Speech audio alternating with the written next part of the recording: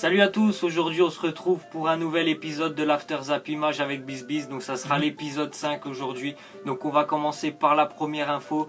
Donc c'est d'après des journalistes italiens, Dani Alves, le latéral de la Juventus, il serait prêt à s'engager avec Manchester City. Et le problème pour la Juventus, c'est qu'il le laisserait partir gratuitement. Ce serait quand même une belle douille pour la Juve. Le Barça, ils ont déjà fait la même chose il y a à peu près 3 ans. Et laisser partir Alves, vu ce qu'il a fait cette année avec la Juventus, c'est vraiment... La Ligue des Champions, on a vu le parcours et tout. C'est un manque de professionnalisme, parce que là, tu peux pas laisser partir un joueur comme ça. Mais bon, voilà, moi j'aimerais bien quand même le voir en Première Ligue l'année prochaine, parce que si par Manchester City, ce serait vraiment pas mal. Et City, l'année prochaine, je pense qu'ils sont en train de se construire une équipe de... très belle équipe. Oui, avec Silva, puis je pense là, c'est que le début avec Ederson le gardien. Puis là, ils vont commencer à faire une équipe de malades, parce que si Alves peut vraiment prétendre l'année prochaine à remporter déjà le titre de Première Ligue. Et franchement, s'il était à vendre, je pense qu'il coûterait bien 25 voire 30 avec les clubs anglais. C'est pas gratuit. Tant pis pour la Juve. On continue avec l'équipe de Boca Juniors en Argentine, donc c'est, on va dire, la meilleure équipe en Argentine. Là-bas, c'est le Real Madrid, mais sud-américain. Donc regardez les stats qu'ils ont, 66 titres, donc 32 en championnat, 22 en international, c'est leur Ligue des Champions là-bas, et 12 coupes nationales. Là-bas, c'est le Real. La meilleure équipe d'Argentine. Mais bon, après, les équipes sud-américaines, c'est pas les meilleures du monde, parce qu'à chaque fois, quand il y a le mondial des clubs, à chaque fois qu'elles rencontrent les clubs européens, ça reste quand même en Europe où il y a les meilleurs clubs au monde, mais voilà, bon, en Sud-Amérique. C'est quand même impressionnant le palmarès qu'ils ont. Ensuite, on voit deux bancs, les bancs du Real Madrid et de Barcelone, donc ils sont... Cette photo les considérée. Tu peux leur poser une question là, tu pourrais leur dire lesquels ils préfèrent entre ces deux bancs là. Perso, moi je préfère celui du Barça. Ouais, mais moi je préfère celui du Barça, même si le Real il est chaud, on voit Ronaldo, Figo, on voit Beckham, Raoul et Zidane. Il y a Zidane aussi sur mais bon, là, celui du Barça aussi, il est vraiment lourd.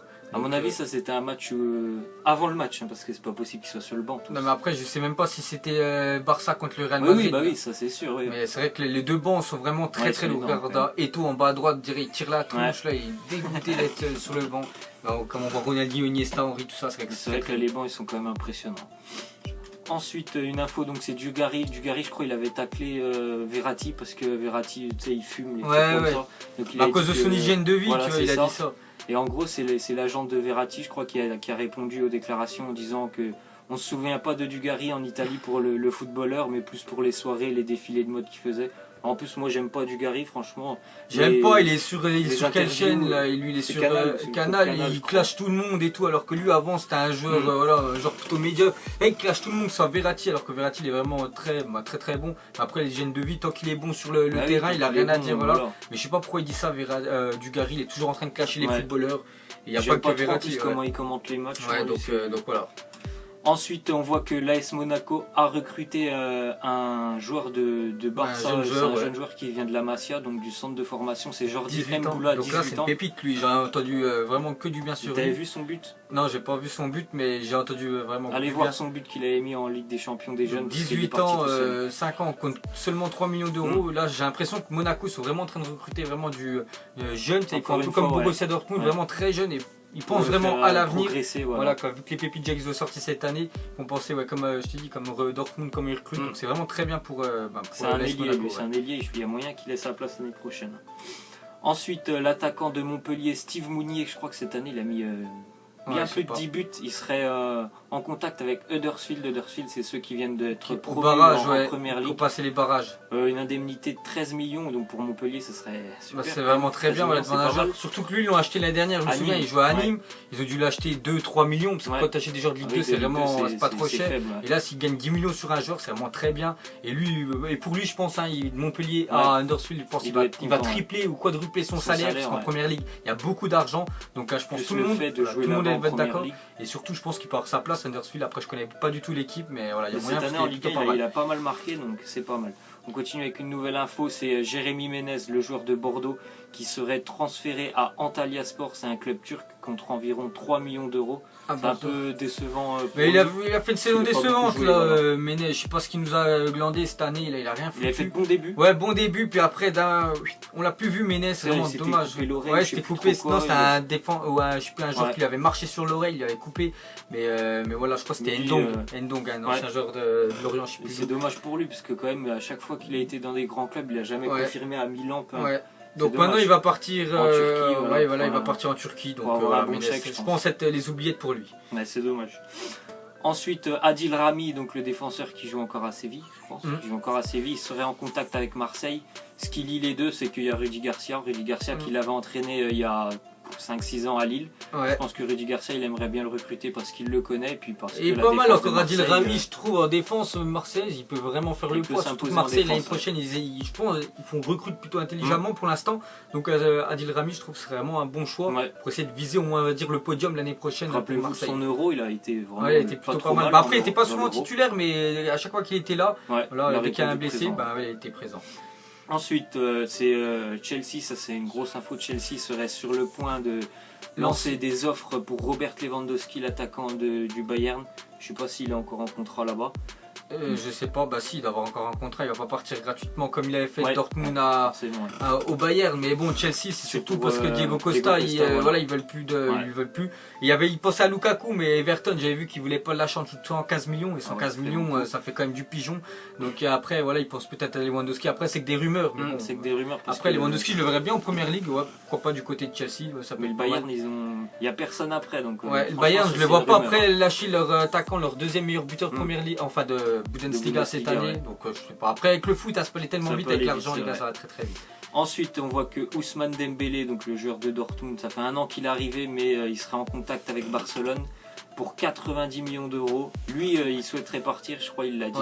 Il l'a dit, lui, il aimerait partir au Barça. Donc, puis il aurait sa place là-bas, je pense que c'est parce qu'il prendra la place. Pour moi, il prendrait l'année prochaine, s'il irait là-bas, il prendrait la place de Messi en ailier droit et Messi jouerait en 10. Il serait au milieu. Et Messi, je le trouve vraiment meilleur en numéro 10, chercher venir le ballon loin et le remonter parce qu'il est vraiment très très fort. Et Ousmane Dembélé en ailier droit, c'est vraiment une équipe de malades. Faire les différences et tout. Après 90 millions, je sais pas, parce que s'ils achètent déjà Verratti plus Dembélé, Verratti, je pense qu'ils l'achètent, ça va être très très cher, donc on verra. Ensuite, c'est Olivier Giroud, donc c'est Jean-Pierre Papin. Jean-Pierre Papin, c'est un supporter de Marseille, tout le monde le sait, qui dit que de tous les profils que Marseille regarde pour le moment dans le mercato, celui d'Olivier Giroud, lui, il le préfère. Moi, personnellement, si Marseille ils arrivaient à recruter Giroud, je trouve que ce serait un super transfert pour eux. Il pèse sur l'attaque, il est fort de la tête. Après, à Arsenal, il y en a beaucoup qui le critiquent, mais c'est vrai qu'il est pas mal. En équipe de France, il est bien. Après, à Marseille, pourquoi pas. Après, c'est pas un attaquant qui va vite, tu vois. C'est plus un attaquant, comme il a dit, qui pèse sur les défenses. Ça peut être pas mal. Je pense qu'en Ligue 1, il peut bien peser. Déjà qu'à Valère Germain, pratiquement, c'est sûr que c'est officiel. Lundi prochain, il va passer sa visite médicale. Et pourquoi pas Giroud, je pense. Ils auraient vraiment bien recruté, plus Adil Rami, peut-être pour Marseille.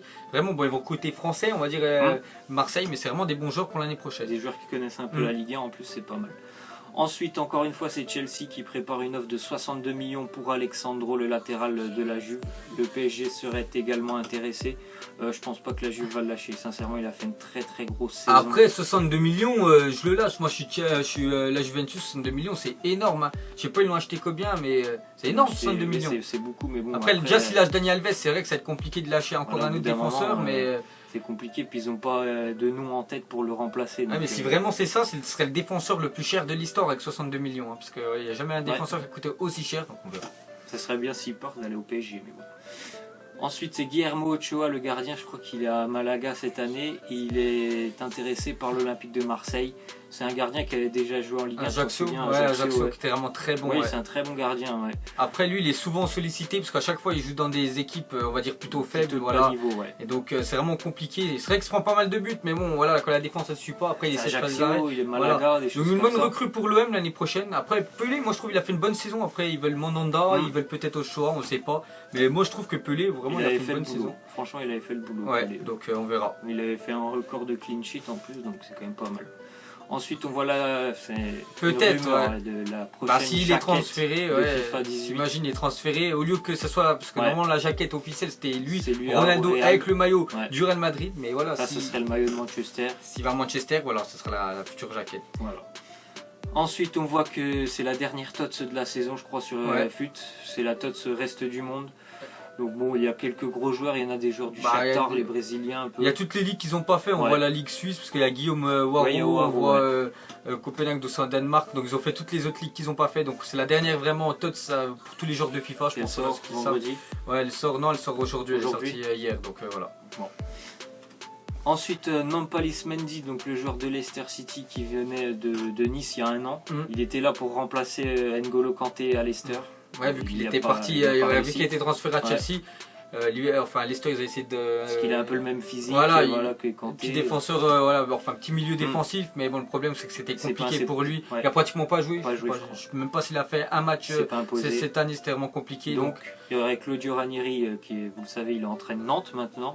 Il aimerait bien le rapatrier en Ligue 1, je pense que ça peut être pas mal parce que l'année dernière à Nice il avait fait... quand il a joué à Nice c'était bon, après il est parti en Angleterre ça a été compliqué, mais pourquoi pas à Nantes, il est jeune, donc il peut vite se reprendre de sa mauvaise saison. Ensuite, on va finir avec la dernière image. Je crois que c'est les 2 matchs aujourd'hui de la Coupe des Confédérations. Donc ça recommence que hier, il y a eu un trou. Parce que Coupe des Confédérations, donc il y a groupe A, groupe B. C'est pas une Coupe du Monde, hein, les gars. Il n'y a pas beaucoup d'équipes. Il n'y en a que 8, je crois. Donc on voit à 17h, il y a un Russie-Portugal. La Russie sont chez eux. Le Portugal, est-ce qu'ils vont réussir après leur match nul à se remettre dans le droit chemin? Je sais pas s'il est à la télé, le match. S'ils sont à la télé, je crois sur SFR ou TMC. Il y en a un sur TMC, je crois. Mais j'aimerais bien le voir peut-être à 17h. 20h, Mexique, Nouvelle-Zélande. Je pense que le Mexique ne passionne pas trop, mais Russie-Portugal, j'aimerais bien voir le Russie chez eux face au Portugal de Ronaldo, le champion d'Europe en titre, ce que ça va donner. De toute façon, on vous en parlera demain dans son Zap Image et enfin dans nos 2 Zap Images. Bon voilà les gars, c'est la fin de l'After Zap Image numéro 5. On vous laisse. On vous dit à la prochaine. Allez, ciao. Ciao.